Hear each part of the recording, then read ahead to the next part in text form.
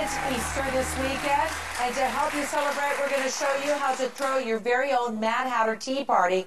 And one of the adults will love, I know the adults are going to love this because everybody in the audience is raving about it already, and this one too, especially for kids. So a Mad Hatter tea party. Absolutely, I mean, it's Easter. Sebastien Centre, everybody. So what do you think?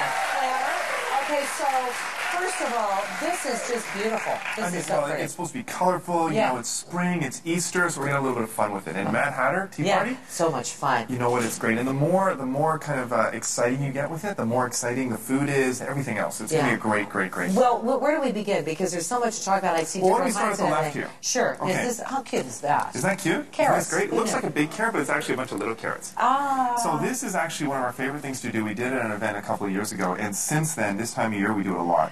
And what it is, it's basically just simple carrots, and we've left the ends on them, so we've bought them this way, blanched them, and then we've skinned them. And what we do is we actually soak them overnight, including the leaves.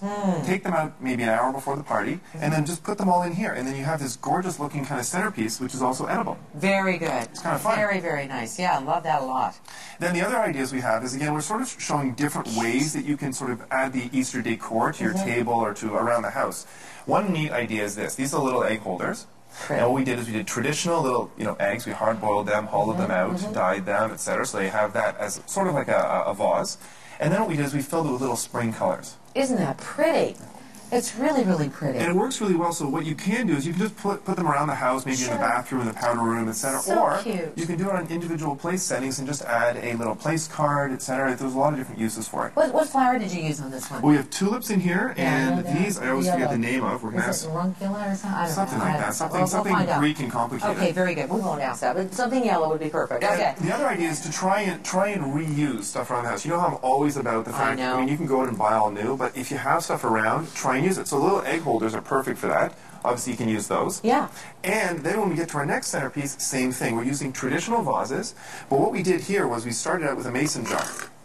Perfect. So it's basic mason jar, from making jams or whatever you might use it around the house for. And I want to make mention of this too, because tulips sometimes have a lot of dirt to it, so you really have to rinse them off, cut them off at the same, level, so they all look pretty uniform. And try and change the water as much as you can as well. That's a big thing. Yeah. Just keeps it fresh, etc. Because obviously the water dies, picks up the color a little bit. And the flowers are from where?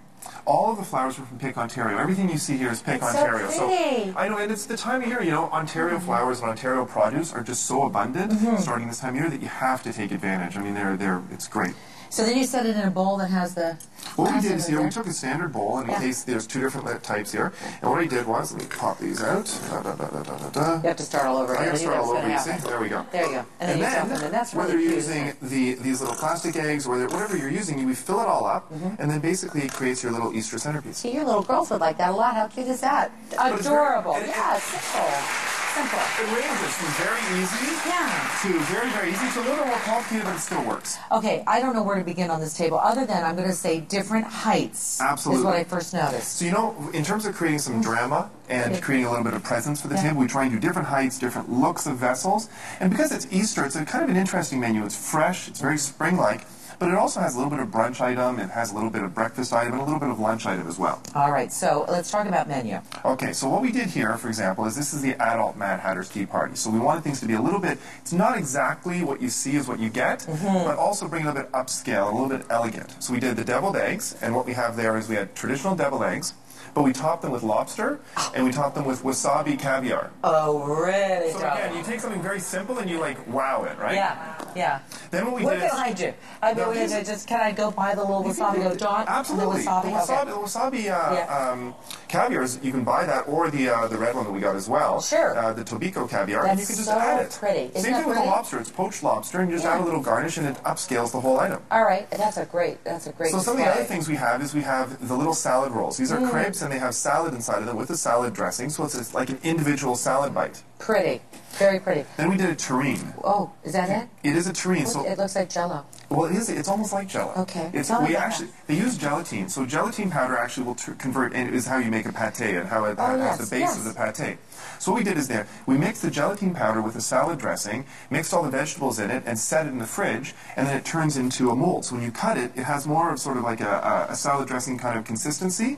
In this case, we used a bunch of different Asian vegetables. Beautiful. That's beautiful. It'd be really tasty, too. Yeah, Yeah. Now where are we going to move to? Well, let's move to one of the place settings. This is one of my favorite ways to present. I have to come over and take a look at this because I have to tell you, this is brilliant. We call this... It's the first thing I saw. Are we going to this, Chris?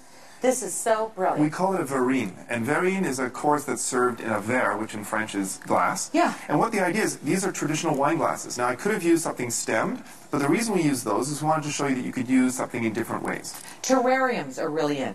Yeah. Okay, that looks like a terrarium of food. Yeah, absolutely. Right? So let's talk about this. Arugula, am I guessing? We did some spring mix. We did some smoked salmon. Yeah. And then we did a little bit of a cucumber melange that has avocado as well. And then we also added to it a little bit of caper and then a little bit of vinaigrette. Oh my gosh, Sebastian, that is outstanding. And the nice thing is, it's very easy. People can pick it up while you're sitting there, etc. It's and you can do it ahead of time and just add the garnish at the end, and you're good to go. Okay, we have to move on to the tea, but first I have to say this: a lot of delicacies here, like beautiful sweets, savories, a little floured muffins or cupcakes we did here. Look at the big cupcake. That one's mine, by the way. I'm taking that one. But I want to say this too.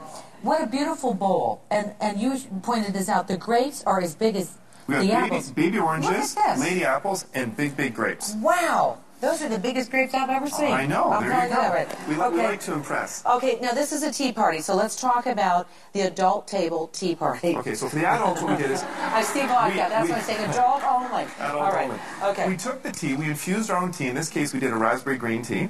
And what we also did is we actually added same glasses we used earlier. So what you can do is just add ice to it. Look at the flowers on the bottom. Yeah, these are edible flowers, by the way. Oh, that's so cute. You can get those at almost any grocery store. Yeah.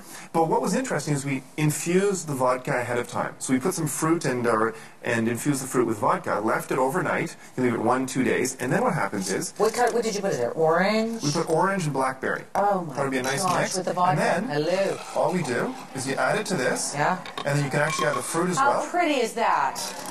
You are brilliant. Look how pretty that is. That is so pretty. I love that. I love that. Adult tea. Yeah, adult tea. So make sure you label it just in case people don't know. All right. Labels are very good. And edible flowers, I mean, how do you, any kind of flower? No, there's specific edible flowers. You buy them in packages. A lot of specialty grocery stores will have them. Yeah. And some of the florists may be able to get them, but just make sure you get edible flowers. Okay, when we come back, Sebastian has got more great ideas. A tea party continues right after this, so stay with us. That's so pretty.